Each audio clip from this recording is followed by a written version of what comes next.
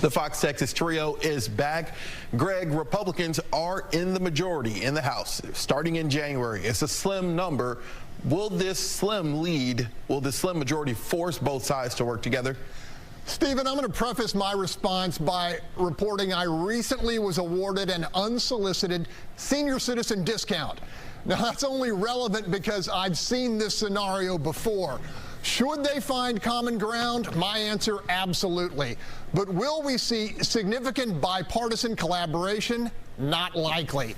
As long as zealots in both parties view compromise as weakness and reaching across the aisle as betrayal, gridlock will remain the order of business and, frankly, political survival, because those who break ranks will draw primary challengers. It is a sad and debilitating fact that even those with the inclination and skills to find progress-generating middle ground will face retaliation for doing so. And, Stephen, the razor-slim nature of the House majority will generate ruthless, iron-fisted discipline and little, if any, bipartisan consensus. That seems to be expected, but you never know. You never know. Rudy, Democrats made headlines this week with new leadership, younger leadership. Hakeem Jeffries is 52 years old. Does this mean we'll see a new Democratic Party in the House at least?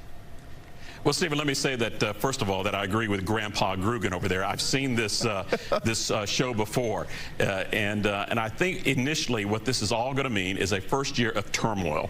A lot of shouting against the GOP majority, a lot of name-calling, stomping, and accusations claiming voter suppression and civil rights violations. Essentially, a lot of what we have seen from State Representative Crockett here in Austin during the last session of the state legislature. Then in year two, I wouldn't be surprised to see a big internal fight within the Democratic Party, like the one the Republicans had and continue to have with Tea Party members. But this one is going to be between progressives and the mainstream Democrats.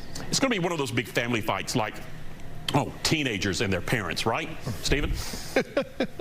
Greg, does a fresh set of eyes mean anything when, I mean, politicians are politicians in some people's eyes. Hakeem Jeffries has been in Congress for about 10 years. Does a fresh set of eyes even mean anything at this point? I'm sure it will. I'm just not sure exactly how. My guess is the Democrats see the demographics and maturation of Gen X and Gen Z Americans as an irreversible force in their favor.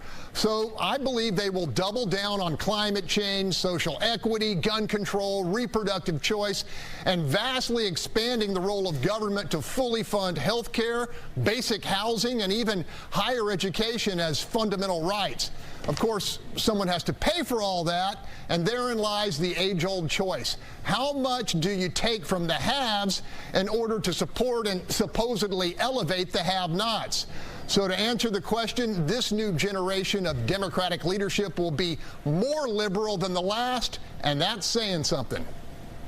Let's see if we can get a short answer. This is for you both. Rudy, you're first. Jasmine Crockett, not popular with Republicans in the state of Texas, of course. Not even popular with some of the old guard Democrats in the state legislature. But is she the type of Democrat that is the new face of Democrats for Texas? Stephen, swagger and attitude are important in politics, but it's not enough. It's why Beto is a three-time loser, why Democrats, their other big gun, MJ Hager, remember her, misfired twice. And it's not a money problem that Crockett claims that Democrats have a big cash donation election that poured in this previous election. They had the money, they targeted wrong, they chose wrong, they went big, they lost big. So it's the message. They've got to refine the message and stop being so extreme. Oh, Stephen, given that the Latino share of the Texas population is 40% and rapidly growing, my guess is that's where Democrats need to place their short and long-term bets. In other words, identity politics will inevitably dictate a Texas Democratic delegation that's more brown and less black. All right, to see this interview and any of our interviews, you can go to our station's YouTube channels. And this conversation continues on our social media sites. And join us next week as we hear from the two big dogs in the Texas legislature, Lieutenant Governor Dan Patrick and House Speaker Dade Phelan, as they telegraph differing plans for the state's monster $30 billion budget surplus. In the meantime, don't forget to tell us what you think the issue is.